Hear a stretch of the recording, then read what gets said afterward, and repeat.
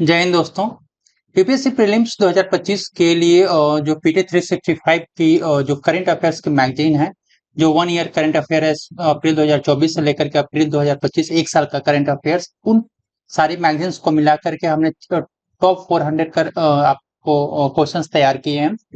और ये बेसिकली जो पीटी 365 में जो की पॉइंट्स है, जहां से यूपीएससी में प्रीलिम्स में क्वेश्चंस डेफिनेटली पूछा जा सकता है, उन की पॉइंट्स को रख करके हमने 400 क्वेश्चंस बनाए हैं। फर्स्ट पार्ट में हमने ऑलरेडी कुछ क्वेश्चन कवर किए। इसको पूरा जो 400 क्वेश्चन है, इसको पार्ट वाइज वीडियो में पार्ट वाइज कवर करेंगे। लेकिन पीडीएफ में यदि आप लेना चाहते हो तो सिंगल पीडीएफ में आपके 400 क्वेश्चंस मिल जाएंगे एक जगह पे, और पीडीएफ हिंदी और इंग्लिश दोनों में है। यदि किसी ने ऑलरेडी पीटी 365 पढ़ा हुआ है तो ये क्वेश्चंस उनके रिवीजन के पर्पज से और अपने एक्यूरेसी के पर्पज से उसको आप इन क्वेश्चंस को अटेम्प्ट करके आप अपने एक्यूरेसी देख सकते हैं, कितने रॉन्ग हो रहे हैं, कितने करेक्ट हो रहे हैं। यदि जिसने कवर नहीं किया है उनके लिए भी क्या है कि अपने क्वेश्चंस करके, और साथ में नीचे जो डिटेल्स दिया हुआ है जहां से मोस्ट प्रोबेबली यूपीएससी प्रीलिम्स में क्वेश्चंस पूछा जाएगा, उनको आप कर सकते हैं। मेरे बारे में है कि मेरा नाम ध्रुव कुमार है और मैं मिनिस्ट्री में गवर्नमेंट ऑफ इंडिया में दिल्ली में पोस्टेड हूँ। यदि इसका पीडीएफ आप लेना चाहते हो तो यहाँ पे आप जो स्कैन है उसको आप स्कैन करके यहाँ से ले सकते हो। एक ही पीडीएफ में पूरा आपको 400 क्वेश्चंस मिल जाएंगे। इस जो पार्ट 2 है वीडियो का, इसमें हम लोग जो गवर्नमेंट स्कीम्स है, जहाँ सरकारी योजना है, यहाँ से मोस्टली आपके यूपीएससी में क्वेश्चंस पूछे जाते हैं, तो उसको कवर करेंगे। अब जो 20 क्वेश्चन है, 1 से 20 तक का जो क्वेश्चन ऑलरेडी पार्ट 1 में वीडियो कवर किया जा चुका है। यहाँ पर हम लोग तो आपका 21 से शुरू कर रहे हैं, यहाँ पे 21 से शुरू कर रहे हैं। और ये जो क्वेश्चन है बेसिकली जिस पैटर्न पे यूपीएससी क्वेश्चन पूछ रहा है, उसी पैटर्न पे इन क्वेश्चंस को बनाया गया है।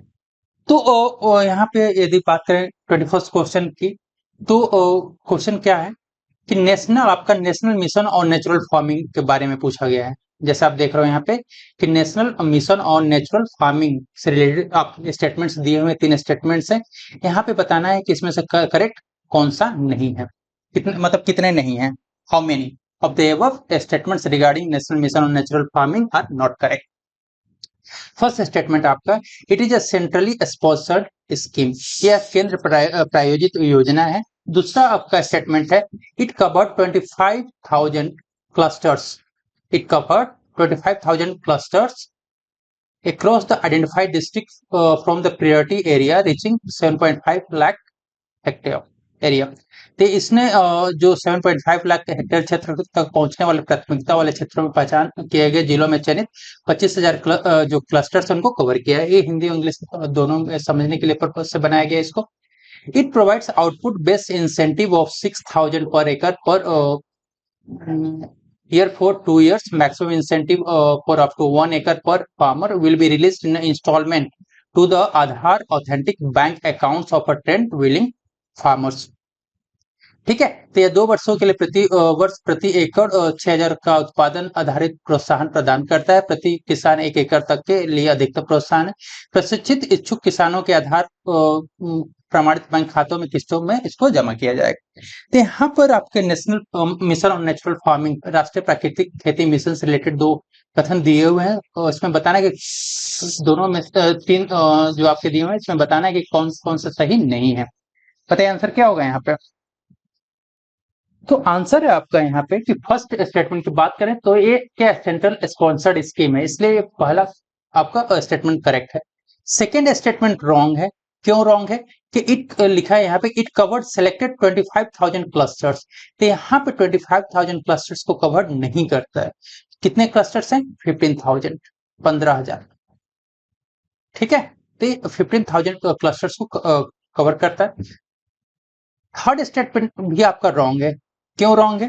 क्योंकि यहाँ पर जो आप इंस्टॉलमेंट अमाउंट आप देख रहे हो, इंसेंटिव जो देख रहे हो, 6,000 मेंशन किया हुआ है, लेकिन आपने ऑलरेडी पढ़ा हुआ है, तो बताइए क्या होगा यहाँ पे? यहाँ पर आपका 4,000 है, 4,000 रुपए इंस्टॉलमेंट। ठीक है, तो इसलिए सेकंड आपका थर्ड स्टेटमेंट भी गलत होता है। तो कितने स्टेटमेंट्स यहाँ पे गलत हो गए? तो आपके यहाँ पर 2 स्टेटमेंट्स गलत होगा। आंसर क्या हो जाएगा? बी। ठीक है, एक सही है और दो गलत। अब इसका डिटेल्स देखते हैं यहाँ पर कि national mission on natural farming से रिलेटेड जो है। तो और भी क्वेश्चंस के आपके वो की पॉइंट्स तो हो गए, वहां से बन गए। इसके अलावा और क्या क्या पूछा जा सकता है, इसका पर्पज पूछा जा सकता है। पर्पज क्या है? To strengthen agriculture practices with scientific backed approach. तो जो एग्रीकल्चर प्रैक्टिसेस है उनको स्ट्रेंथन करना, मजबूत करना है, किसके साथ? विद साइंटिफिक बैक्ड अप्रोच के साथ, toward sustainability, climate resilience and safe food की तरफ। एक क्या है? सेंट्रली स्पॉन्सर्ड स्कीम है। कवरेज की बात करें तो जो 15,000 15,000 क्लस्टर्स को जो आइडेंटिफाइड डिस्ट्रिक्ट्स हैं उनको प्रायोरिटी एरिया के आधार पे कवर करता है। नॉलेज पार्टनर की यदि पूछा जाए तो नॉलेज पार्टनर इसमें क्या है? National institute for agriculture extension management manage. Objective भी पूछा जा सकता है यहाँ पर। तो ऑब्जेक्टिव तीन स्टेटमेंट्स में ये भी हो सकते हैं। तो ऑब्जेक्टिव्स क्या है बेसिकली कि इनका जो natural based sustainable system farming को प्रमोट करने की बात हो रही है। सेकेंड यहाँ पर कि आपका जो एग्रीकल्चर को एनिमल हस्बेंड्री के साथ इंटीग्रेट की बात की रही है, और जो काउ का लोकल ब्रीड है उस पर फोकस करने की बात हो रही है। साथ में जो आपका एग्रो इकोलॉजिकल रिसर्च और नॉलेज है उसको स्ट्रेंथन करने की बात कहा गया है। और जो आपका नेचुरल ग्रोइंग केमिकल फ्री जो प्रोड्यूस हैं उसको सिंगल नेशनल ब्रांड के रूप में बनाने और इसके प्रमोट करने की बात किया गया। जो इंसेंटिव की बात है तो 4,000 पर एकड़ पर ईयर फॉर 2 इयर्स के लिए ये रिलीज किया जाएगा इंस्टॉलमेंट वाइज। तो आपके जो स्टेटमेंट्स थे उसके अलावा भी बहुत सारे यहाँ पे पॉइंट्स है जहां से आपके यूपीएससी में क्वेश्चंस पूछा जा सकता है। सेकंड क्वेश्चन यहाँ पर बात करें हम लोग, तो सेकंड क्वेश्चन है आपका है एग्रीकल्चर इंफ्रास्ट्रक्चर फंड से रिलेटेड है। इसमें बताना है कि जो कृषि अवसंरचना कोष जो है एग्रीकल्चर इंफ्रास्ट्रक्चर फंड, इससे रिलेटेड जो आपके तीन स्टेटमेंट्स दिए हुए इसमें कितने सही हैं। ठीक है, कितने कथन सही हैं। तो फर्स्ट आपका है यहाँ पे दिया हुआ है कि agriculture infrastructure fund was launched as a part of the Atmanirbhar Bharat Abhiyan announced by the centre in May 2022। तो एआईएफ को मई 2022 में केंद्र द्वारा घोषित आत्मनिर्भर भारत अभियान के हिस्से के रूप में लॉन्च किया गया था। ये फर्स्ट आपका स्टेटमेंट है, कथन है। सेकेंड स्टेटमेंट आपका दिया हुआ है, there is a provision of 1 lakh crore by bank and financial institution as a loan with the interest subvention of 1% per annum। तो बैंकों और वित्तीय संस्थानों द्वारा 1% प्रति वर्ष की ब्याज सहायता के साथ ऋण के रूप में 1 लाख करोड़ रुपए का प्रदान किया गया है। थर्ड स्टेटमेंट यहाँ पे दिया हुआ है कि credit guarantee coverage under credit guarantee fund trust for micro and small enterprises for a loan up to 5 crore, 5 crore रुपए तक के ऋण के लिए माइक्रो फाइन और लघु उद्यमों के लिए क्रेडिट गारंटी फंड ट्रस्ट के तहत गारंटी ऋण गारंटी को कवर किया जाए। तो यहाँ पर आपके जो तीन स्टेटमेंट्स दिए हुए हैं आपको बताना है कि जो आपका एग्रीकल्चर इंफ्रास्ट्रक्चर फंड से रिलेटेड कितने सही हैं। बताइए आंसर क्या होगा यहाँ पर, कितने सही हैं। फर्स्ट स्टेटमेंट की बात करें यहाँ पे तो फर्स्ट रॉन्ग है। क्यों रॉन्ग है? क्योंकि आपका जो एग्रीकल्चर इंफ्रास्ट्रक्चर जो फंड हुआ था, जो अनाउंस किया गया था, लॉन्च किया गया था, वो 2022 में लॉन्च ना होकर के 2020 में लॉन्च किया गया था, अनाउंस किया गया था 2020। ठीक है, सेकेंड स्टेटमेंट आपका रॉन्ग है। क्यों रॉन्ग है? क्योंकि जो यहाँ पे आप इंटरेस्ट का रेट जो देख रहे हो ये 1% ना होकर के कितना है? 3% पर एनम। ठीक है, इसलिए सेकेंड स्टेटमेंट रॉन्ग है। थर्ड स्टेटमेंट क्या है, सही है या गलत है? ये थर्ड स्टेटमेंट गलत है। क्यों? क्योंकि आप जो अमाउंट देख रहे हो यहाँ पे 5 करोड़ मेंशन किया हुआ है, यहाँ 5 करोड़ ना होकर के क्या है? 2 करोड़ है, 2 करोड़। ठीक है, इसलिए यहाँ पे कोई भी स्टेटमेंट आपका करेक्ट नहीं है, सही नहीं है। आंसर क्या हो जाएगा? आंसर आपका डी हो जाएगा। अदर की पॉइंट्स है जहां से यूपीएससी में क्वेश्चंस पूछा जा सकता है।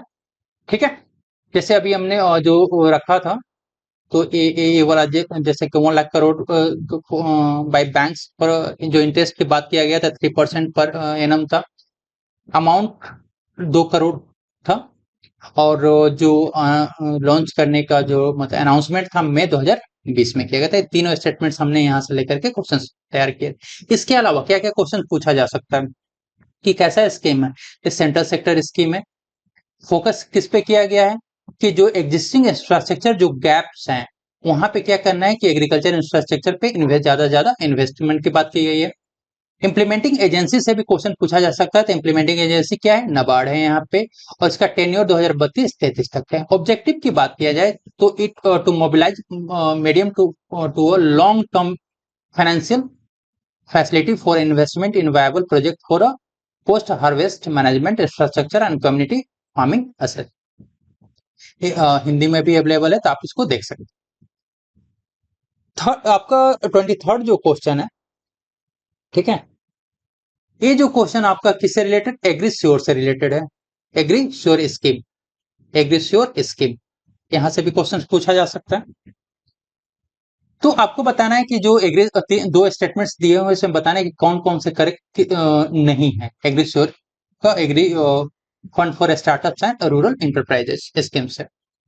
बताइए, दो स्टेटमेंट्स हैं। फर्स्ट स्टेटमेंट दिया हुआ है कि the fund sponsored by the government of India and SEBI के द्वारा ये फंड स्पॉन्सर्ड किया जाएगा।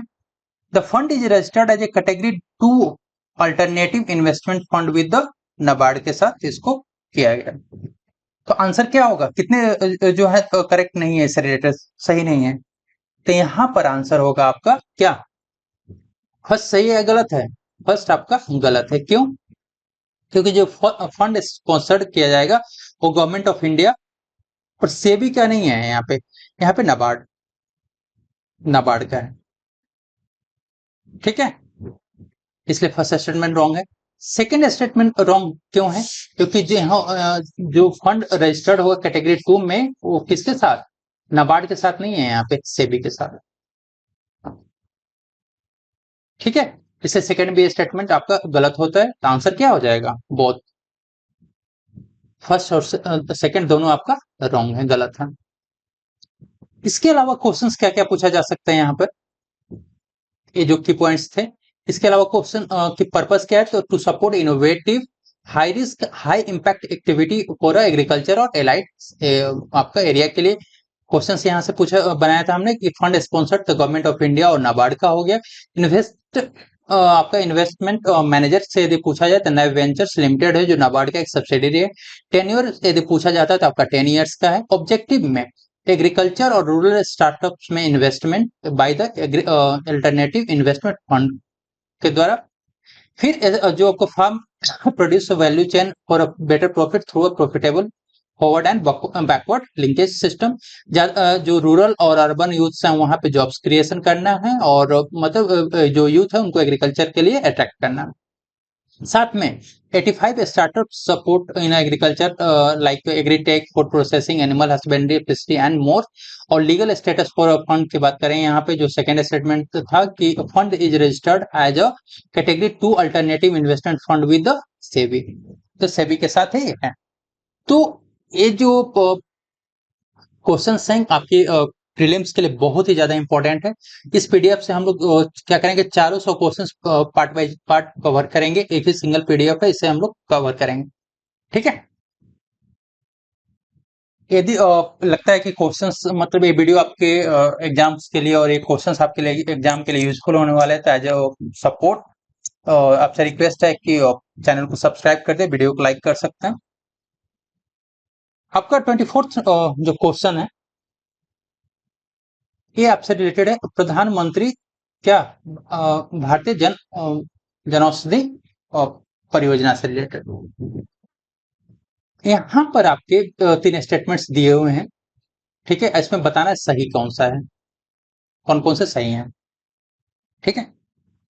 फर्स्ट है कि the Jan Aushadhi scheme was revamped in 2017 as a Pradhan Mantri Jan Aushadhi Yojana and renamed PM BJP in 2018। Jan Aushadhi योजना को 2017 में प्रधानमंत्री जन औषधि योजना के रूप में नया रूप दिया गया और 2018 में इसका नाम बदल करके पीएम बीजेपी कर दिया गया।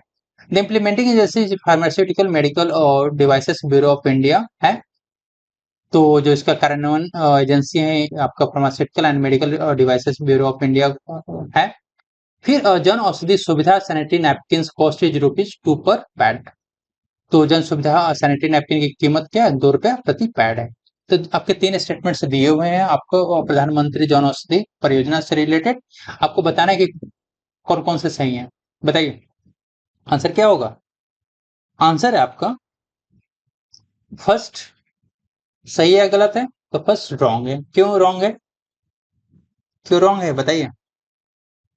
क्योंकि जो रिवैम्प्ड हुआ था 2015 में हुआ था। 2015 ठीक है। रिवैम्प्ड 2015 में हुआ था और इसका रीनेम्ड कब किया गया था? तो रीनेम्ड 2018 में ना होकर के 2016 में किया गया। इसलिए फर्स्ट स्टेटमेंट आपका गलत है। सेकंड सही है। थर्ड रॉन्ग है। रॉन्ग क्यों है यहाँ पे? क्योंकि अब जो सैनिटरी नैपकिन का जो कॉस्ट है वो ₹2 पर पैड न होकर के कितना है? ₹1। ₹1। ठीक है। इसलिए आंसर कौन सा करेक्ट हुआ? सिर्फ आपका दो सही होता है। ठीक है। बाकी यहाँ पे डिटेल्स देख सकते हैं। जो भी पॉइंट्स हैं उसके अलावा भी बहुत सारे पॉइंट्स हैं जहां से यूपीएससी में क्वेश्चंस डेफिनेटली पूछा जाएगा, तो आप इसको अच्छे से देख सकते हैं। 25th क्वेश्चन आपका है यहाँ पे रिलेटेड है एसबीआई स्कीम से, स्ट्रेंथनिंग ऑफ फार्मास्यूटिकल इंडस्ट्रीज से रिलेटेड है। ठीक है। यहाँ भी आपको पूछा गया है कि दो स्टेटमेंट्स दिए हुए इसमें से कौन कौन से सही हैं इससे रिलेटेड। फर्स्ट है कि द प्रोजेक्ट मैनेजमेंट कंसल्टेंट जो ये आपका strengthening of pharmaceutical industry scheme है, इसका प्रोजेक्ट मैनेजमेंट कंसल्टेंट कौन है? एमएचएफडब्ल्यू है। सेकंड क्या है? It provides assistance up to 60% of the project, 90% for Himalayan and और 20 करोड़ विच इज लेस। तो यह इसका जो प्रबंधक सलाहकार स्वास्थ्य मंत्रालय है और ये परियोजना का लागत जो 60% या हिमालय उत्तर पूर्वी क्षेत्र के लिए 90% या 20 करोड़ से जो भी कम हो उसको सहायता प्रदान करता है। बताइए दोनों में से कौन से आपको क्या सही है? तो यहाँ पर आपके आंसर क्या हो जाएगा? आंसर है डी, मतलब दोनों सही नहीं है। क्यों सही नहीं है? क्योंकि फर्स्ट रॉन्ग है। रॉन्ग किस लिए है यहाँ पे? क्योंकि जो प्रोजेक्ट मैनेजमेंट कंसल्टेंट है वो एमएचएफडब्ल्यू न होकर के क्या है? सीडीपी है। सीडीपी ठीक है। इसलिए फर्स्ट स्टेटमेंट तो आपका गलत है। सेकेंड स्टेटमेंट गलत क्यों है यहाँ पर? क्योंकि जो आपका प्रोजेक्ट कॉस्ट जो 60% लिखा हुआ है, प्रोजेक्ट कॉस्ट यहाँ पे कितना तक का दिया जाएगा असिस्टेंट? 70%। इसलिए आपका सेकेंड स्टेटमेंट भी रॉन्ग। आंसर क्या हो जाएगा? डी। बाकी डिटेल्स आप यहाँ से देख सकते हैं। ठीक है। नेक्स्ट क्वेश्चन की बात करें यहाँ पे, ये है आपका उत्तर पूर्व ट्रांसफॉर्मेटिव इंडस्ट्रियलाइजेशन स्कीम उन्नति से रिलेटेड है। ठीक है। उत्तर पूर्व प्रवर्तनकारी औद्योगिकरण परियोजना, सॉरी योजना उन्नति। इसमें बताना है कि करेक्ट कौन सा है। कितने स्टेटमेंट्स है? 3 दिया हुआ है, इसमें से सही कौन से कितने हैं? फर्स्ट है कि its purpose to strengthen the industrial ecosystem in the north east region and attract new investment. इसका जो पूर्वोत्तर क्षेत्र में औद्योगिक परिस्थितियों को मजबूत करना है और नए जो निवेशक हैं उनको आकर्षित करना है। सेकंड इसका है कि इसका जो टेन्योर होगा 2034 along with 8 years of committed liabilities. इसकी अवधि 2034 तक है, साथ ही 8 वर्षों के प्रतिबद्ध देनदारियां हैं। Under this scheme, 60% of the Part A fund reserved for eight northeastern states and 40% allocated on its first in and first out FIFO basis। इस योजना के तहत भाग ए के 60% जो फंड है 8 पूर्वोत्तर राज्यों के लिए रखा गया है और 40% जो फर्स्ट है फर्स्ट इन फर्स्ट आउट जो FIFO पर आधारित आवंटित किया जाएगा। बताइए कितने स्टेटमेंट्स हैं जो इससे रिलेटेड सही हैं? तो यहाँ पर आपका है जो फर्स्ट क्या है? सही है गलत है? सही है। सेकंड सही है। थर्ड सही है। ऑल 3 स्टेटमेंट्स आपके यहाँ पे सही है। आंसर क्या हो जाएगा? सी। बाकी डिटेल्स आप यहाँ पे देख सकते हो, हिंदी और इंग्लिश दोनों में है। ठीक है। नेक्स्ट क्वेश्चन देखते हैं यहाँ पे। नेक्स्ट क्वेश्चन है आपका नेशनल फूड सिक्योरिटी एक्ट एनएफएसएस से रिलेटेड है और यहाँ पूछा है कि नॉट करेक्ट कौन कौन से हैं। तो सही कथन नहीं है। फर्स्ट यहाँ पे बात करते हैं under NFSA identification of house hold based on the NSS house hold consumption survey data 2011-12। तो एनएफएस एसए के तहत 11-12 के लिए एनएसएस घरेलू उपभोग सर्वेक्षण डेटा के आधार पर परिवार का पहचान किया जाएगा। Second, it cover 67% of country population, मतलब 75% ऑफ रूरल और 50% ऑफ द अर्बन पॉपुलेशन। इस देश की जो 67% आबादी है ग्रामीण क्षेत्रों में 75% और शहरी आबादी का 50% को कवर किया करेगा। बताइए आंसर क्या होगा यहाँ पे, कौन कौन से करेक्ट नहीं है। तो यहाँ पर आपके जो दोनों स्टेटमेंट हैं करेक्ट हैं, सही हैं। तो आंसर क्या हो जाएगा, नाइदर वन नॉट करेक्ट पूछा है, तो नाइदर वन नॉट टू, मतलब कि दोनों स्टेटमेंट्स करेक्ट। ठीक है, बाकी यहाँ पे डिटेल्स आप देख सकते हैं, काफी इंपॉर्टेंट पॉइंट्स हैं सारे, यहाँ से डेफिनेटली क्वेश्चन पूछे जाएंगे। 28वां क्वेश्चन देखते हैं यहाँ पर, ये आपका अदिति स्कीम से रिलेटेड है, अदिति स्कीम। ठीक है, नॉट करेक्ट पूछा है, जो 3 स्टेटमेंट्स हैं कि कौन कौन से स्टेटमेंट जो सही नहीं है अदिति स्कीम से रिलेटेड। फर्स्ट है आपका कि its purpose to develop around 20 critical deep tech and strategic technologies currently lacking in country. इसका उद्देश्य देश में वर्तमान अभावग्रस्त लगभग 20 महत्वपूर्ण डीप टेक और रणनीतिक प्रौद्योगिकी का विकास करना है। सेकेंड है to foster collaboration between the startups MSME and established क्या industrial players to bring this technology to a fruition. इन प्रौद्योगिकी को साकार करने के लिए स्टार्टअप एमएसएमई और स्थापित उद्योग खिलाड़ियों के बीच सहयोग को बढ़ावा देना है। थर्ड है यहाँ पे कि its build technology watch tool to align defence innovative with the modern armed forces needs. ये आधुनिक सशस्त्र बलों की जरूरतों के साथ रक्षा नवाचार को संरक्षित करने के लिए प्रौद्योगिकी निगरानी उपकरण का निर्माण करता है। ठीक है, तो आपको बताना है कि यहाँ पे जो है कौन सा करेक्ट नहीं है। ठीक है, करेक्ट नहीं है, सही नहीं है अदिति स्कीम से रिलेटेड। तो फर्स्ट थर्ड करेक्ट है। ठीक है, सेकंड क्या है, सही है गलत है, सेकंड भी सही है। तो गलत कौन सा है, गलत आपका फर्स्ट हुआ। क्यों गलत है, क्योंकि यहाँ पे जो 20 क्रिटिकल और डीप टेक्स की बात किया गया है, यहाँ पे 20 नहीं होकर के कितने हैं, 30 क्रिटिकल और डीप टेक्स की बात की गई। ठीक है, तो आंसर क्या हो जाएगा, आंसर आपका डी हो जाएगा यहाँ पे। बाकी डिटेल्स आप यहाँ पे देख सकते हैं। 29th क्वेश्चन आपका है यहाँ पर, स्टैंड अप इंडिया स्कीम से रिलेटेड है। स्टैंड अप इंडिया स्कीम से रिलेटेड आपको सही बताना है, करेक्ट बताना है।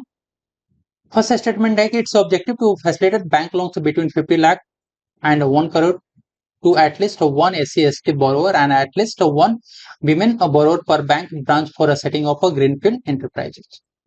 इसका उद्देश्य ग्रीनफील्ड उद्यम स्थापित करने के लिए प्रत्येक शाखा में से कम एक SC/ST उधारकर्ता और कम से कम एक महिला उधारकर्ता को 50 लाख से 1 करोड़ रुपए तक के बीच बैंक ऋण की सुविधा प्रदान करता है। Second statement the refinancing agency is क्या सिडबी, पुनर्वित्त एजेंसी आपकी सिडबी है।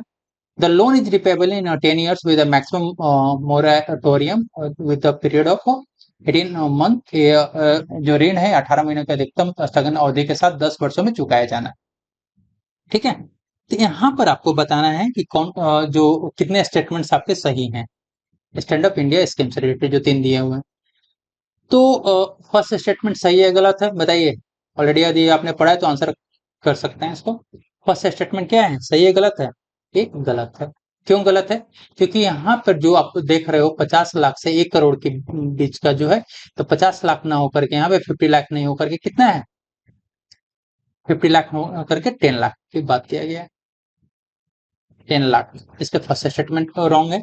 सेकंड आपका सही है। थर्ड क्या है, थर्ड आपका गलत है। क्यों, क्योंकि जो रिपेबल ईयर्स है वो 10 ईयर्स का नहीं है, 7 ईयर्स का है, 7 ईयर्स। ठीक है, तो कितने स्टेटमेंट्स आपके करेक्ट हैं, सिर्फ एक ही स्टेटमेंट आपका 2 करेक्ट है। बाकी आप डिटेल्स यहाँ पे देख सकते हो, पीडीएफ आप डाउनलोड करके यहाँ से देख सकते हो, पढ़ सकते हो, अच्छे से रिवाइज कर सकते हो। नेक्स्ट क्वेश्चन आपका है यहाँ पर which of the statements given above regarding Ayushman Bharat digital mission से रिलेटेड पूछा है कि जो दो स्टेटमेंट्स दिए हैं इसमें से करेक्ट कौन सा। फर्स्ट स्टेटमेंट है कि it's implementing agency is MHFW, इसका कार्यान्वयन agency ministry of health and family welfare है। सेकंड स्टेटमेंट दिया है कि आभा ID is 16 digit health ID for a digital record access के लिए है, 16 अंकों के स्वास्थ्य आईडी है। बताना है कि इसमें से जो आयुष्मान भारत डिजिटल मिशन से रिलेटेड जो दो कथन दिए उसमें कौन कौन से सही है। फर्स्ट सही है, सेकंड सही है, दोनों सही है, कोई भी सही नहीं है। तो फर्स्ट आपका गलत है। क्यों गलत है? क्योंकि यहाँ पे जो इम्प्लीमेंटिंग एजेंसी है वो एमएचएफडब्ल्यू ना हो करके आपकी इम्प्लीमेंटिंग एजेंसी का नाम क्या है? National health authority, NHA, national health health authority, authority, NHA, NHA. ठीक है, इम्प्लीमेंटिंग एजेंसी। जो आभा आईडी क्रिएट होती है वो कितने डिजिट की होती है? 16 डिजिट की नहीं होती है। फिर कितने डिजिट की होती है? ये 14 डिजिट की होता है, डिजिट आईडी होता है, हेल्थ आईडी। इसलिए सेकंड स्टेटमेंट में गलत है। तो बताइए करेक्ट कौन सा है? करेक्ट कोई भी नहीं है, आंसर आपका डी हो जाएगा, नाइदर वन नाइदर टू। बाकी डिटेल आप देख सकते हो यहाँ पे 14 डिजिट का है, यहाँ पे आपके इम्प्लीमेंटिंग एनएचए है। इसके अलावा भी बहुत सारे की पॉइंट्स हैं जहां से यूपीएससी क्वेश्चन पूछ सकता है, आप देख सकते हैं। 31st क्वेश्चन बात करें यहाँ पर, ये आपका है जो 31st क्वेश्चन है आपका,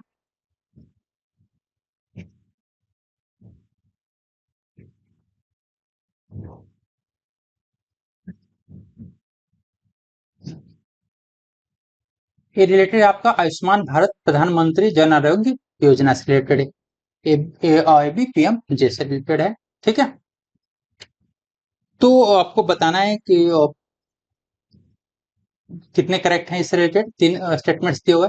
it's purpose is to achieve the vision of a primary health coverage, ये फर्स्ट स्टेटमेंट लिखा हुआ है यहाँ पर, प्राइमरी हेल्थ कवरेज। ठीक है, सेकेंड स्टेटमेंट है यहाँ की its objective is holistically address the health care system covering prevention, promotion and ambulatory care at the primary, secondary and tertiary level. साथ में 2,50,000 Ayushman Arogya Mandir will be created to deliver the comprehensive primary health care that is universal and free to users. ठीक है, तो यहाँ पे 2.5 लाख आयुष्मान आरोग्य मंदिर बनाए जाने की बात किया गया है। सेकेंड है उद्देश्य की प्राथमिक, माध्यमिक और तृतीय स्तर पर स्वास्थ्य सेवा प्रणाली की रोकथाम के लिए है। और इसको जो फर्स्ट स्टेटमेंट है कि इसका उद्देश्य प्राथमिक स्वास्थ्य कवरेज के लक्ष्य को प्राप्त करना है। यहाँ बताना है कि करेक्ट कितने स्टेटमेंट्स आपके करेक्ट हैं, बताइए। तो फर्स्ट आपका रॉन्ग है। क्यों रॉन्ग है? क्योंकि यहाँ पे प्राइमरी हेल्थ कवरेज की बात नहीं होती है। किसके बारे में बात किया जा रहा है? यहाँ पे यूनिवर्सल हेल्थ कवरेज की बात किया जाता है, यूनिवर्सल, यूनिवर्सल हेल्थ कवरेज की बात किया जा रहा है। सेकंड स्टेटमेंट सही है, थर्ड आपका रॉन्ग है। थर्ड रॉन्ग क्यों है? क्योंकि डेढ़ यहाँ पे आयुष्मान आरोग्य मंदिर जो क्रिएट किए जाएंगे 2.5 लाख नहीं होंगे, ये 1.5 लाख होंगे, 1,50,000 होंगे। इसलिए फर्स्ट आपको सिर्फ एक ही स्टेटमेंट सही है, only one is correct. Answer क्या हो जाएगा? आंसर आपका ये हो जाएगा। बाकी डिटेल्स आप यहाँ पे देख सकते हैं। नेक्स्ट क्वेश्चन है आपका जननी सुरक्षा योजना से रिलेटेड है। जननी सुरक्षा योजना से रिलेटेड है, दो स्टेटमेंट जो है। It's demand promotion and conditional cash transfer scheme for promoting institutional delivery के लिए किया जाता है। It is 100% centrally sponsored scheme है। बताइए आंसर क्या होगा। तो यहाँ पर जो दोनों स्टेटमेंट्स आपके सही है, इससे जननी सुरक्षा आंसर डिटेल यहाँ पे देख सकते हो। 33 क्वेश्चन यहाँ पे ना है, रिलेटेड है प्रधानमंत्री आवास योजना अर्बन से रिलेटेड। प्रधानमंत्री आवास योजना अर्बन से रिलेटेड है, सारी से रिलेटेड है। यहाँ first statement PM U scheme was launched in 2017 to provide all weather pucca houses to all eligible urban householders के लिए है। Second is it includes the beneficiary family owning pakka houses in any part of the India and beneficiary of government housing scheme at in the last 20 years। तो भारत के किसी भी हिस्से में पक्के घर के मालिकाना हक रखने वाले लाभार्थियों के लिए पिछले 20 वर्षों में सरकारी आवास योजना के लाभार्थी शामिल है। थर्ड स्टेटमेंट के mission involves public expenditure 60%, private investment 40 including beneficiary 40%, तो मिशन में सार्वजनिक व्यय 60% और जो लाभार्थी योगदान 40% सहित निजी निवेश शामिल है। तो बताइए कौन कौन सा स्टेटमेंट यहाँ पे नॉट करेक्ट है, सही नहीं है, नॉट करेक्ट पूछा है, बताइए। तो यहाँ पर आपके फर्स्ट स्टेटमेंट क्या है? फर्स्ट स्टेटमेंट रॉन्ग है। क्यों रॉन्ग है? क्योंकि जो लॉन्च हुआ था पीएम यू स्कीम, वो 2017 में नहीं होकर के कब हुआ था? बताइए आंसर क्या होगा? 2017 में ना होकर के 2015 में हुआ था। 15 में, इसलिए फर्स्ट स्टेटमेंट आपका रॉन्ग है। सेकेंड स्टेटमेंट रॉन्ग क्यों है? कि इट इंक्लूड्स तो जगह पे एक्सक्लूड होगा। क्या है? It exclude. ठीक है। थर्ड स्टेटमेंट आपका रॉन्ग क्यों है? क्योंकि जो एक्सपेंडिचर की बात किया जा रहा है, तो जो पब्लिक एक्सपेंडिचर है आपका 40% को होगा। जो 60% आप देख रहे हो यहाँ पे, 60% नहीं 40% होगा। और प्राइवेट जो इन्वेस्टमेंट है आपका, प्राइवेट इन्वेस्टमेंट आपका तो 40% ना होकर के कितना है? 60%। इसलिए यहाँ पर जो नॉट करेक्ट है, वो all three statement, first second और थर्ड, तीनों स्टेटमेंट्स यहाँ पे गलत हैं। बाकी डिटेल्स आप यहाँ पे देख सकते हो, हिंदी इंग्लिश दोनों में है। नेक्स्ट क्वेश्चन की बात करें यहाँ पे कि पीएम स्वनिधि स्कीम से रिलेटेड कौन से जो दो स्टेटमेंट्स, तीन स्टेटमेंट्स हैं, कौन से करेक्ट नहीं है? कितने स्टेटमेंट्स करेक्ट नहीं है? फर्स्ट स्टेटमेंट दिया हुआ है कि the budget 2025-26 announce that PM Svanidhi will be revamped with enhanced loan from bank and UPI link credit with the 40,000 limit के साथ बजट 25-26 में घोषणा की कि पीएम स्वनिधि बैंकों के ऋण के लिए 40,000 रुपए की सीमा वाले यूपीआई लिंक क्रेडिट के साथ नया रूप दिया जाएगा। इसका purpose to facilitate collateral free working capital loans to state vendor to restart their business. State vendor को अपने व्यवसाय फिर से शुरू करने के लिए आपका मुक्त कार्यशील पूंजी ऋण की सुविधा प्रदान करता है। और इसका थर्ड स्टेटमेंट की जो इम्प्लीमेंटिंग एजेंसी आपकी एसबीआई है। तो यहाँ पे बताना है कि कितने स्टेटमेंट्स यहाँ पे सही नहीं है इससे रिलेटेड। तो फर्स्ट स्टेटमेंट क्या है? सही है गलत है? तो फर्स्ट स्टेटमेंट गलत है, क्योंकि यहाँ पे 40,000 की लिमिट नहीं है, 30,000 की लिमिट है। ठीक है। तो फर्स्ट स्टेटमेंट यहाँ पे आपका गलत है।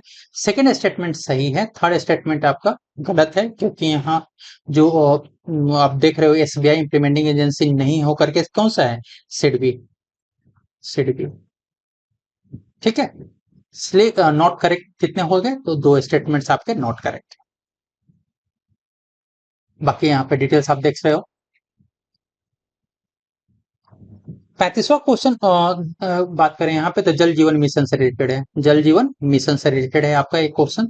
ये तीन स्टेटमेंट्स दिए हुए हैं आपको, सॉरी दो स्टेटमेंट्स दिया हुआ है। The government announce extension of Jal Jeevan mission till 2030 with outlay of 67,000 crore in the union budget 25-26 में इसको मेंशन किया गया है। The pretty are districts affected by Japanese encephalitis, acute encephalitis syndrome and ground water contamination पे इसको फोकस किया गया है।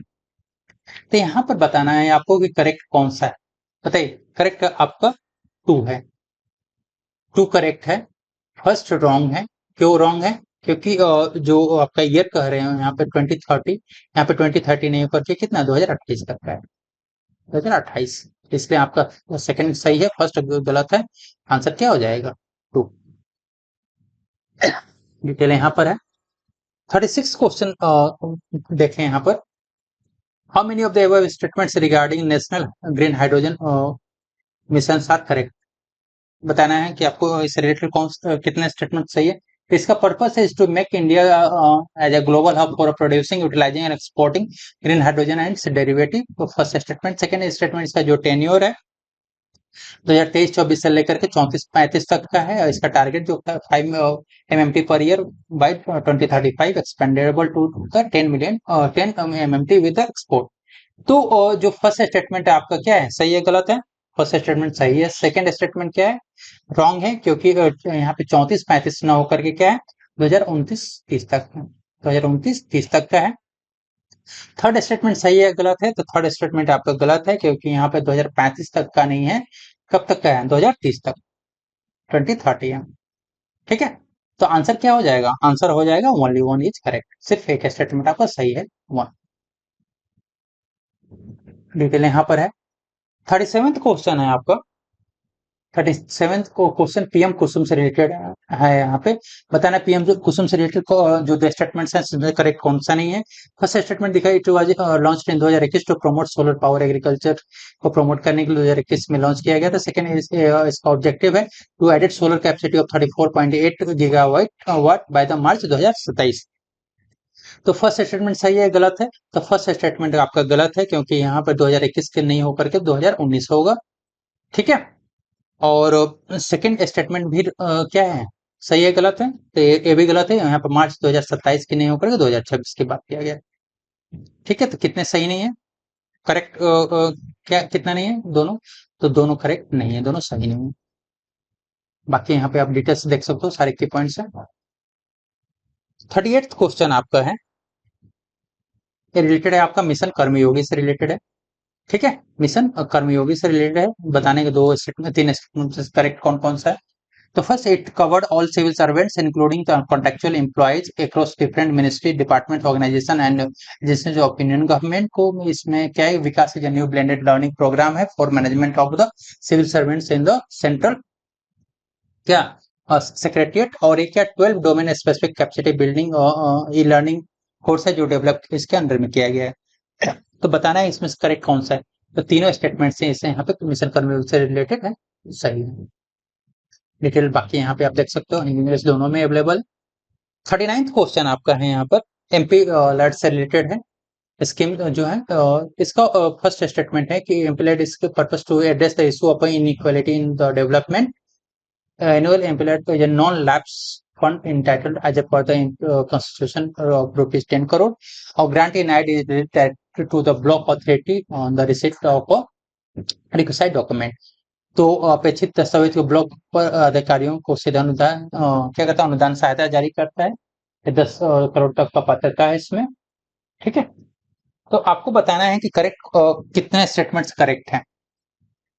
तो आपका फर्स्ट स्टेटमेंट क्या है, सही है। सेकेंड स्टेटमेंट रॉन्ग है, क्योंकि यहाँ पे 10 करोड़ नहीं होकर तो 5 करोड़ की बात करता है यहाँ पे। और थर्ड स्टेटमेंट भी क्या है, रॉन्ग है, क्योंकि यहाँ पे ब्लॉक अथॉरिटीज को ट्रांसफर न करके किसको ट्रांसफर किया जाता है, डिस्ट्रिक्ट अथॉरिटी को ट्रांसफर किया जाता है। डिस्ट्रिक्ट अथॉरिटी को ट्रांसफर किया जाता है। तो आपका सिर्फ एक ही स्टेटमेंट है जो सही है, बाकी आपके दो स्टेटमेंट्स क्या है, गलत है। डिटेल आपका यहाँ पर है। 40वां क्वेश्चन है यहाँ पर, रिलेटेड है आपका किससे, पीएम जुगा स्कीम से रिलेटेड है। आपको बताना है कि दो स्टेटमेंट्स थे। It was announced in budget 2024-25 as Pradhan Mantri Janjatiya उन्नत ग्राम अभियान पीएम जुगा के रूप में इसको क्या घोषित किया गया है। और इट्स पर्पस है to ensure holistic sustainable inclusive growth empowering tribal communities to the thrive and flourish in saturation mode. इसका उद्देश्य समग्र टिकाऊ और समावेशी विकास सुनिश्चित करना, जो आदिवासी समुदाय को संतुलित मोड में पनपने और फल फूलने के लिए सशक्त बनाता है। ठीक है, तो यहाँ पे आपको बताना है करेक्ट स्टेटमेंट्स कौन कौन से हैं, इससे रिलेटेड है। तो यहाँ जो है आपका दोनों स्टेटमेंट इससे रिलेटेड सही है। डिटेल्ड आपका आप देख सकते हो। ठीक है, तो ये पार्ट सेकेंड था। इसका पीडीएफ आप लेना चाहो तो आप स्कैन करके नीचे लिंक दिया हुआ है डिस्क्रिप्शन, वहां से आप डाउनलोड कर सकते हैं।